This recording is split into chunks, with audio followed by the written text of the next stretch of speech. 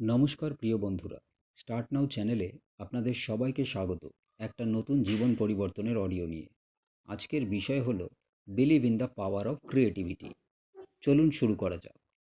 সৃষ্টিশীলতার শক্তিতে বিশ্বাস করা মানে এমন এক শক্তিকে উপলব্ধি করা যা চিন্তাকে বাস্তবে রূপান্তরিত করতে পারে, সমস্যা সমাধান করতে পারে এবং পরিবর্তনে অনুপ্রাণিত করতে পারে।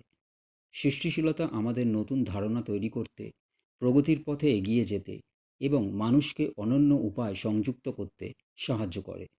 এটি সেই শক্তি যা কল্পনাকে শিল্পে, স্বপ্নকে কর্মে এবং চ্যালেঞ্জকে সুযোগে পরিণত করে।